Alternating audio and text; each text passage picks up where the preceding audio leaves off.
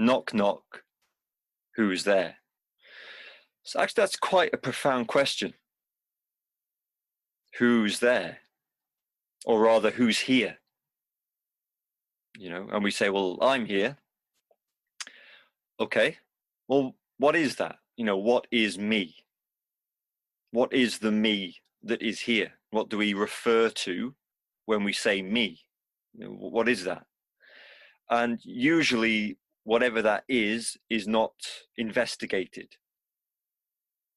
We don't go and have a look at what this me is. It's just not something we spend time investigating. But actually, with the practice we're doing, we begin to see that this me is very different to what we think it is. It's not some kind of solid, permanent thing that's always here. For one, it disappears every single night. Every single night, in deep sleep, you, the me, the whole world disappears for hours. Everything disappears. You disappear every night for hours, don't you? That's called deep sleep. And you wake up and you say, wow, I slept like a log. That was amazing. I was gone. Yes, you were gone. You were gone. And we love that state. We can't wait to get into bed to disappear. So every single night since birth, you've disappeared. Now, of course, you wake up, you open your eyes and you wake up and here you are again and here's the world again. But that's interesting, isn't it? If we were solid and permanent, we wouldn't disappear.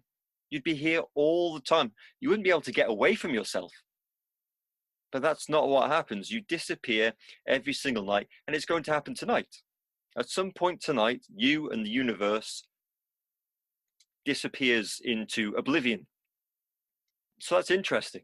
Also, when we do mindfulness, and we're paying attention to breath and we're tuning into our present moment experience, we can have the state of an empty or still mind.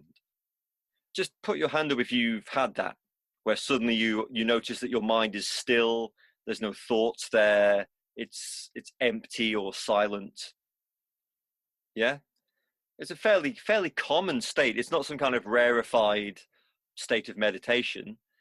It can happen fairly quickly. So in that state, there's no longer a story about me happening. There's no longer an inner drama about me and my life, me and my problem, me and this, me and that. Thoughts about me, memories about me. In that moment, that kind of building of a self isn't happening. There's just what's happening. There's just a feeling of breath. There's just the sound of the bird. But it's not about something called me. It's just something that's happening.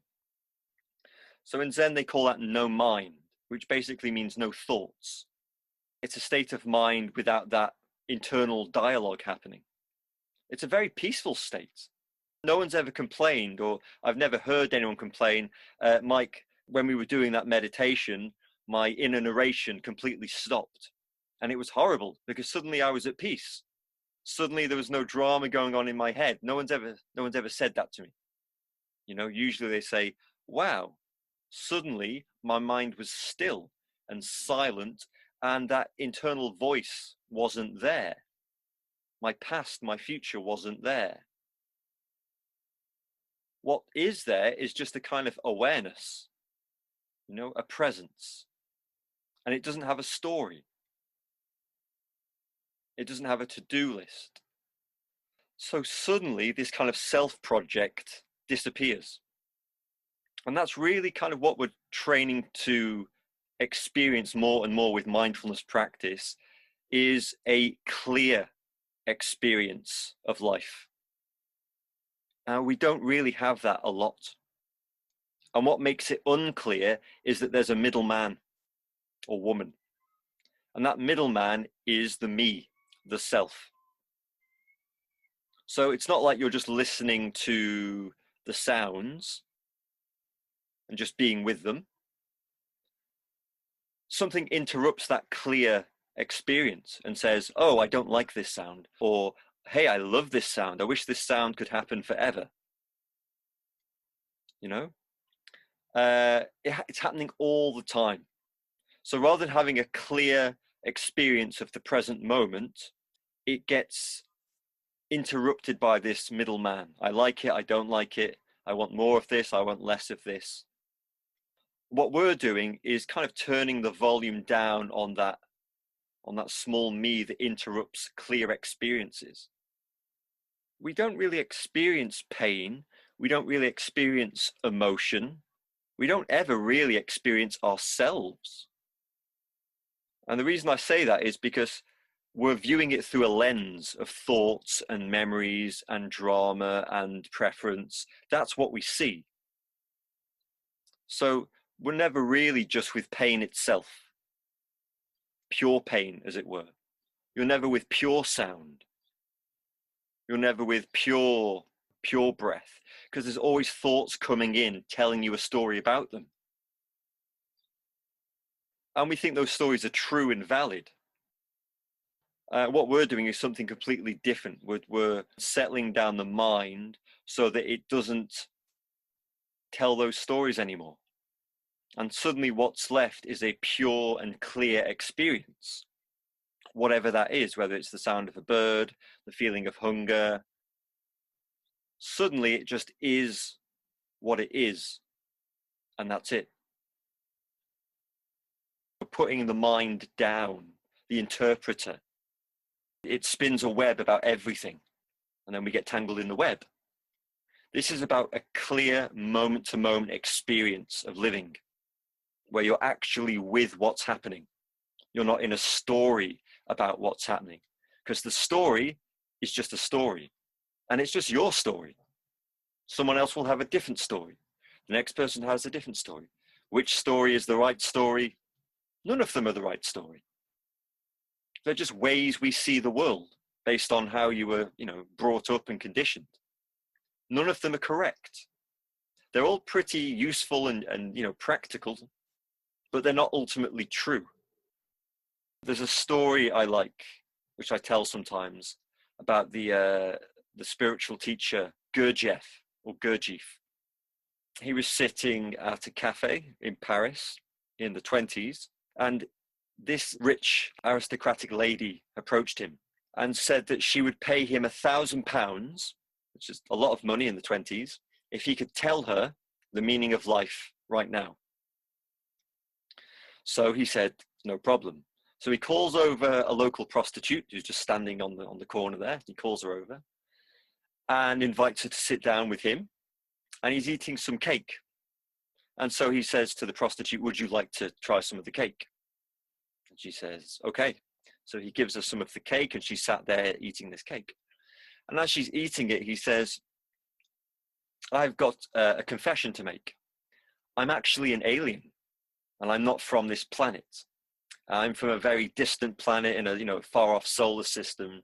And what you're eating is our planetary delicacy. It's the most kind of sought after delicacy on our planet, and it's near impossible to get it to Earth. So what you're actually eating is something incredibly rare and unique.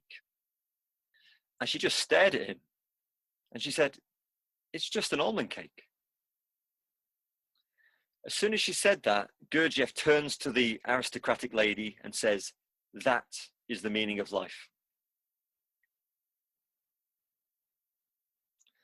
So what he did there was he got the prostitute to give the aristocratic lady the answer. Because this is a no-nonsense, woman who, works on the streets. Gurdjieff is telling her this fantastic story. And of course, she just tastes it and says, it's just an almond cake. It's just what it is. It's just this. It's no more. The more is what you add to it. And we are constantly adding all the time.